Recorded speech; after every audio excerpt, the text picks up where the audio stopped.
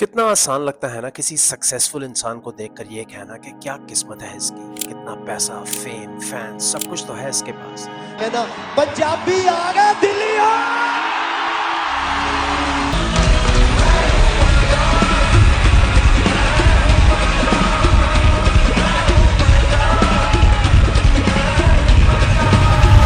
एक चीज है जिसकी बात कोई नहीं करता, वो है उस इंसान का स्ट्रगल, उस इंसान की जर्नी, उस इंसान पर क्या बीती ये सब अचीव करने के लिए।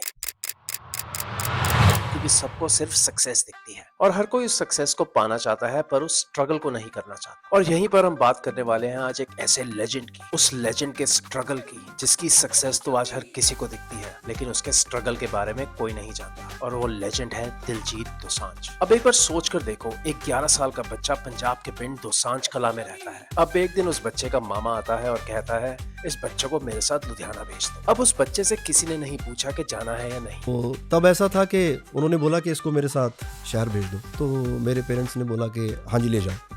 मुझे लगा मेरे को पूछा ही नहीं किसी ने तू जाएगा कि नहीं जाएगा।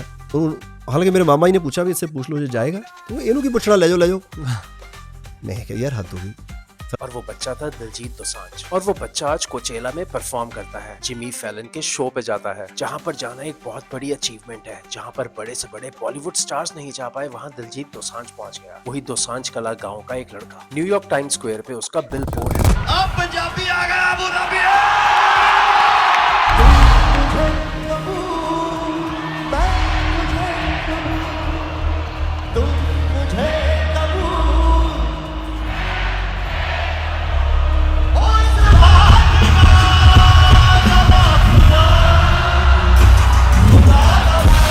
पर ये जर्नी इतनी सिंपल नहीं है जितनी सुनने में लगती है। ये जर्नी बहुत डार्क है, बहुत स्ट्रगल है, बहुत टफ है। और यही बताऊंगा मैं आपको इस पेनफुल जर्नी के बारे में।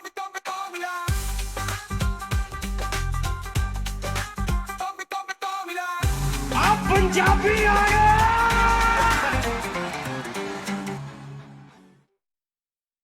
अब सोचो, सिर्फ 11 साल की उम्र में तुम्हें तुम्हारे घर से निकाल दिया जाए और सिर्फ एक छोटे से कमरे में रहना पड़े, वो भी बिल्कुल अकेले। अब माँ का खाना नहीं है और ना ही सेल फोन है घर पे फोन करने के लिए। जब मैं शहर गया तो मैं अकेला वहाँ रहता था। ऊपर एक कमरा था, छोटा था, ना टीवी ना कोई कुछ नहीं। मैं स्कूल जाता था, वापस आ जाता था और मेरे पास बहुत टाइम था।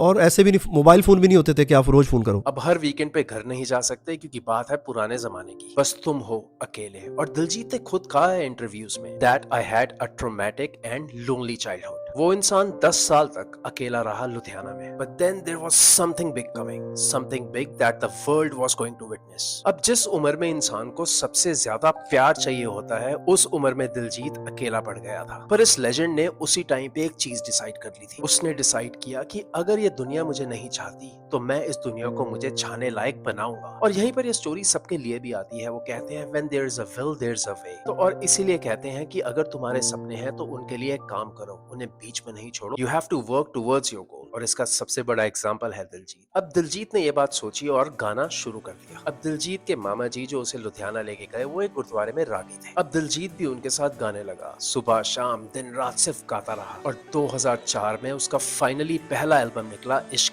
द उड़ा एड़ा, जो कि कुछ खास नहीं चला क्योंकि पंजाब तक ही उसकी लिमिट थी। अब फ्लॉप तो नहीं कहेंगे बट ज्यादा एक्सपोजर नहीं मिला। 2005 में दिलजीत का दूसरा गाना आया स्माइल। अब इसकी परफॉर्मेंस थोड़ी बेटर थी, एक्सपोजर अभी भी सिर्फ पंजाबी तक ही था, पर कुछ बहुत खास नहीं। क्योंकि वो कहते हैं ना, पंजाब में पत्थर उठाओ तो एक सिंगर निकल आता है। दिलजीत भी अभी उसी लेवल पर था, but he was going to become an exception. अब सोसाइटी ने कहा, लोगों ने कहा, ये पिंड का लड़का शहर जाके क्या करेगा। और आज तक सर पे पगड़ी रखकर कोई स्टार बना है क्या? कोई बॉलीवुड पहुंचा है पगड़ी पहनकर? और बॉलीवुड जाना है तो पगड़ी उतार दो। पर दिलजीत का कहना था कि मैं पंजाबी हूँ और ये पग मेरी शान है, ये पग मेरा ताज है, ये सर से कभी नहीं उतरेगी। और इसी के बाद 2009 में दिलजीत की पहली album the next level Honey Singh के साथ सुपर हिट हुई। पर बात वहीं आती है, ये भी सिर्फ पंजाब में हिट हुई। अभी भी दिलजीत दोसांझ को पंजाब के बाहर कोई नहीं जानता था और ये शायद तूफान आने से पहले की शांति थी। फिर इसके बाद दिलजीत ने अपना लक एक्टिंग में ट्राई करा, वो भी पंजाब के अंदर ही। अब लोगों का कहना था कि ये एक सिंगर है, ये एक्टिंग क्या करेगा। पर 2012 में दिलजीत की पहली फिल्म जट एंड जूलियट आई, और जो कि एक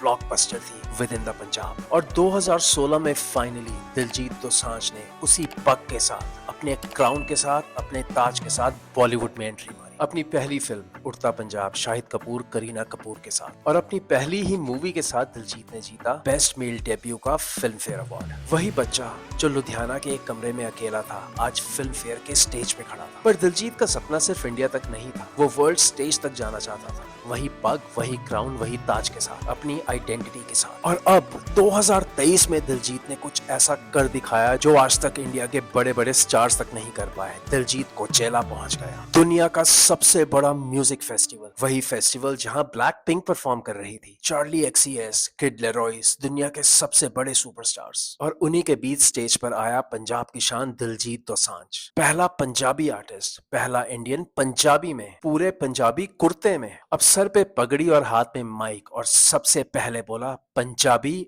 आ गए हुए 50,000 लोगों के सामने, दुनिया के अलग अलग कोनों से आए हुए, सब अलग अलग लैंग्वेजेस समझते थे पर सब नाच रहे थे दिलजीत की वाइब पर, दिलजीत के म्यूजिक पर, दिलजीत के एनर्जी पर, उसके पंजाबी गाने पर। सत श्री अकाल जी। मैं भी ये तो हिस्ट्री च लिखा गया हुण पंजाबी आ गया, हुण छेद ही नहीं जाते इत्थों। जिन्होंने मेरे गाने नहीं समझ आ रहे होने कोई गल नहीं, वाइब मैच करो, गाने में आपके सामने वो तम चाक के रखना जिन्हें भंगड़ा पाना, पंजाबी आ गया कुचेला। और उस दिन इस इंसान ने एक बात प्रूव कर दी कि language is not a barrier, language कोई बैरियर नहीं है, क्योंकि सिर्फ वाइब चाहिए, पैशन चाहिए, ऑथेंटिसिटी चाहिए, और दिलजीत में तीनों है। अलग अलग भाषावां सारियां दा सानू बहुत ज्यादा सत्कार है, चाहे गुजराती है, मराठी है, कोई अपने कन्नड़ च बोलते हैं, कोई तेलुगु च बोलते हैं, हिंदी बोलते हैं, साडी सारियां नू बहुत बहुत रिस्पेक्ट। और फिर आता है 2024 जून में असली वैलिडेशन। दिलजीत को इनवाइट किया जाता है अमेरिका के सबसे बड़े late night show the Jimmy Fallon show. अब एक बार सोच कर देखो, अमेरिका का सबसे बड़ा लेट नाइट शो, और बैक स्टेज में जिमी फैलन क्या प्रैक्टिस करता है? बैक स्टेज में जिमी फैलन ट्राई करता है पंजाबी आ गए ओए बोलना, पंजाबी आ गए ओए। और फिर दिलजीत ने स्टेज पर वो परफॉर्मेंस दी जिसके लिए शायद उसका जन्म हुआ था, Born to Shine. Everybody, including the American audience, gave him the standing ovation, and that is how you do it. पर वो इंसान अभी भी अपना कल्चर नहीं भूला, अपनी वाइब नहीं भूला, अपनी पग नहीं भूला। दिलजीत ने अपनी मूंछ मरोड़ी और वही कहा जो वो हर बार कहता है, पंजाबी आ गए हुए। You can catch our next guest on his Deluminati World Tour, making his US TV debut, performing Born to Shine and Goat. Please welcome the biggest Punjabi artist on the planet, Diljit Dosanjh. अब एक बार सोच कर देखो, ये वही इंसान है जिसे लोग कहते थे कि पगड़ी पहनकर तू कहाँ जाएगा, पगड़ी पहनकर कहाँ तक बॉलीवुड पहुंचेगा। पर बॉलीवुड छोड़ो, वो वहां पहुंच गया जहां पर बॉलीवुड के बड़े बड़े स्टार्स नहीं पहुंच पाए। अब यहाँ पर एक चीज देखो, पंजाबी आ गए ओए, ये सिर्फ एक कैच फ्रेज नहीं है, ये एक स्टेटमेंट है, क्योंकि कितने सालों तक पंजाबीज को बोला गया कि तुम्हारी लैंग्वेज छोटी है, तुम्हारा कल्चर पिंड का है, गाँव का है, अंग्रेजी सीखो तभी आगे बढ़ोगे। पर दिलजीत ने इस स्टीरियोटाइप को बदला। वो इंसान आज कोचेला पे खड़ा है, वो इंसान आज जिमी फैलन के शो पे खड़ा है, NBC पे मिलियन अमेरिकन के सामने, और पंजाबी में गा रहा है, बिना किसी शर्म के, बिना किसी अपॉलजी के, और दुनिया नाच रही है। मैसेज क्लियर है, हम आ गए, और कहाँ आ गए? वर्ल्ड स्टेज पे आ गए, अपनी लैंग्वेज के साथ, अपनी आइडेंटिटी के साथ, अपनी वाइब के साथ, और अपनी ड्रेस के साथ। एक्सेप्ट करो या नहीं, हम यहीं रहेंगे। 50,000 से ज्यादा लोग उसे वैंकूवर में देखने आए, उनमें से एक मैं भी था। This was one of the largest concert outside India. इस इंसान को मेट गाला में एंट्री मिली 2025 में, जहां कोई नहीं पहुंच पाया। अब बिलबोर्ड कनाडा का पहला प्रिंट एडिशन, और कवर पे कौन था? दिलजीत दोसांझ। एड शीरीन के साथ मुंबई में डुएट किसने किया? पंजाबी में दिलजीत दोसांझ। सिया के साथ कोलैबोरेशन, हंस हंस, दिलजीत दोसांझ। पर हर जगह एक चीज कॉमन थी, एक कंडीशन सेम थी कि वो पंजाबी में ही गाएगा, और सबने अग्री किया और खुद भी पंजाबी में गाया, क्योंकि दिलजीत ने एक बात बार बार प्रूव करी कि टैलेंट लैंग्वेज नहीं देखता, लैंग्वेज कोई बैरियर नहीं है, टैलेंट सिर्फ और सिर्फ एक चीज देखता है, वो है ऑथेंटिसिटी। अब दिलजीत की स्टोरी में एक सबक तो मिलता है, हम सबको मिलता है। अब क्या दिलजीत एक अबैंडन बच्चा था? हाँ। क्या उसका चाइल्डहुड पेनफुल था? हाँ। पर ये उसको डिफाइन नहीं करता, डिफाइन करती है उसकी रेजिलियंस, उसकी ऑथेंटिसिटी। जब दुनिया ने बोला कि खुद को बदल लो, तो उसका जवाब था नहीं। जब दुनिया ने उसे बोला कि पग के साथ नहीं चलेगा, तो उसने पंजाबी को ग्लोबल बना दिया। जब दुनिया ने उसे बोला कि अपनी टर्बन हटा दो, उसने टर्बन को अपना क्राउन बना दिया। तो आज हर वो इंसान जो अपने आप को अकेला समझता है, जो सोचता है nobody cares about them। ये कहानी उनके लिए है, ये मैसेज उनके लिए है, ये मोटिवेशन उनके लिए है। आपके अंदर सारा कुछ है, आप आंखें बंद कर लोगे सारा कुछ ही है।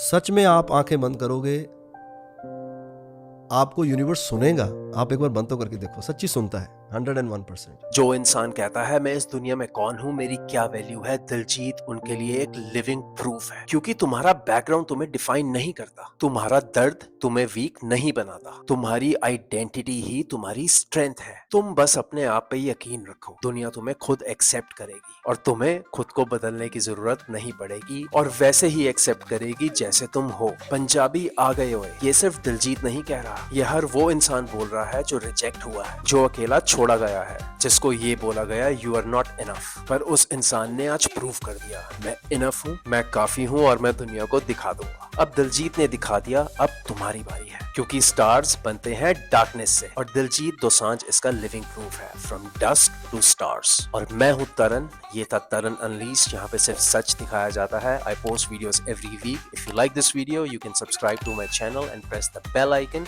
I post videos every week. Stay connected. Thank you. अब पंजाबी आ गया।